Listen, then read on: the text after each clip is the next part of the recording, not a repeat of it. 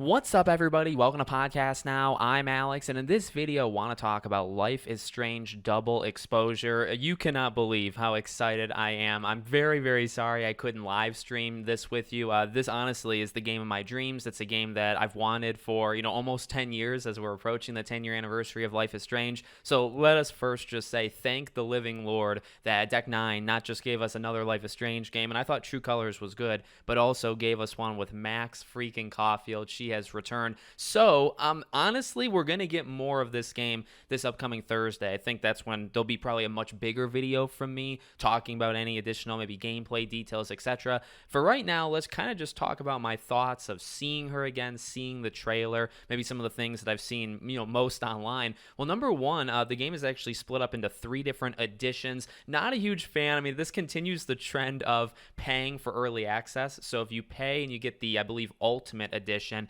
you can actually get advancements to chapters 1 and 2, which will be on October 15th, which is 2 weeks before the game comes out. So that's not, I mean, look, I'm going to do it 1,000%, like to play the first 2 episodes 2 weeks early, I have to. But I guess, look, I've been looking through as many of these press details as I can find. I haven't seen anything about the official length. I assume it's 5 episodes. I mean, maybe it's less than that. Again, there's 3 different editions. I believe they're priced at 40, 50, 60. Not 100% sure on that, but again, they're kind of early details. It's supposed to be on the Square Enix site, and it's actually not. If you go to the Square Enix site, Life is Strange Double Exposure is missing. So at least when I'm checking it, maybe it goes online, in a day or 2 from now. So that's kind of that part. Again, paying to get it a little bit earlier, but still releasing on October 29th. And it looks like PlayStation, Xbox, PC, and then also it will come to the Switch, but not the same day. They weren't super clear on that either, but it definitely seems like it is coming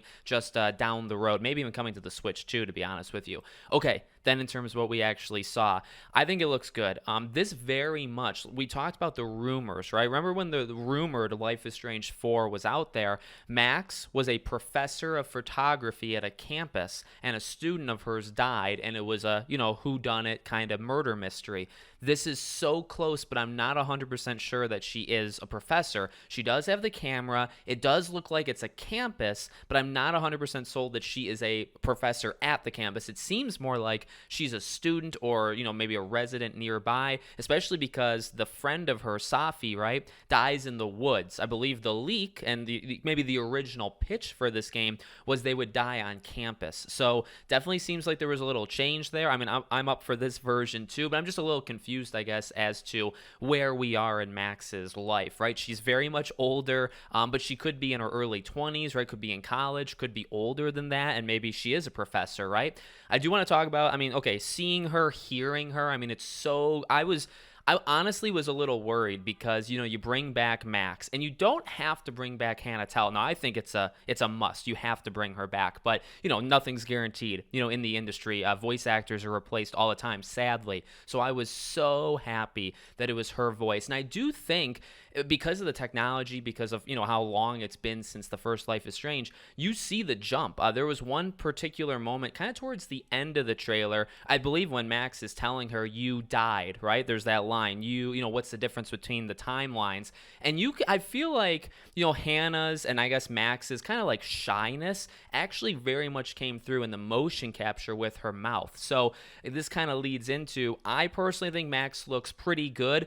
It takes a little bit of getting used to. I will absolutely say that. I've seen people joking online that like, hey, Deck 9, you forgot what she looks like. If you looked at her and you didn't hear her and you weren't told it was Max, you might not be able to tell. But I will say this. It's been 9.5 years since Life is Strange came out. Technically, it's a different team, although they did do Before the Storm, and they also did the farewell episode, right? So they actually have experience writing for Max Caufield. I do think that's important. At least they did back, 6-7 years ago.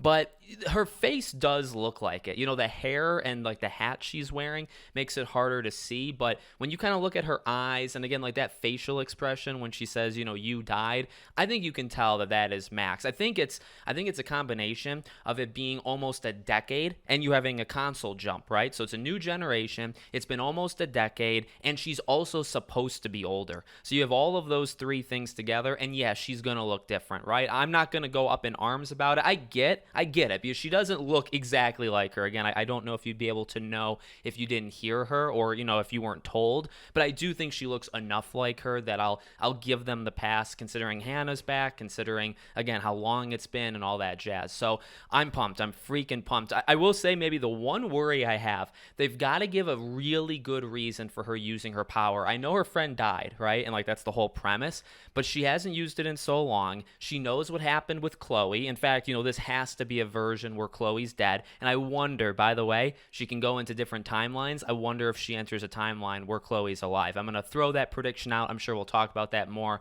as time goes on. But I definitely need a good reason for why she does this in the first place, right? Because if you don't do it for so long, yeah, your friend died, but like your BFF for life and Chloe, she died, and like you went through the whole adventures of Life is Strange 1, and you realized that like using the power, it ends up, coming, I guess, to like a choice of one of two things, but you shouldn't use the power, right? So I just feel that's one very important thing. Number one, she can't keep friends alive. Everybody close to her freaking dies. And number two, they've got to give a good reason for that. And I think it needs to be more than, oh, she was my friend, because you've had a friend, and you know what messing with time does. And specifically because now you're not even rewinding time, although she's taking pictures and she's putting them on the wall, which to me indicates she is probably going to still use like back in time type powers. But the main power is multiverse, timeline stuff. You got to give a good reason for her using it. So there's my early thoughts. Hopefully you guys liked it. I truly, like, you got to pinch me. I can't believe we're even sitting here talking about a new Life is Strange game with Max where you have to theorize all this stuff. It feels so good. So we'll do another video on Thursday. We'll see whatever they, show us there, and we'll break it all down, okay? Thank you for watching. I'll see you all on the next one.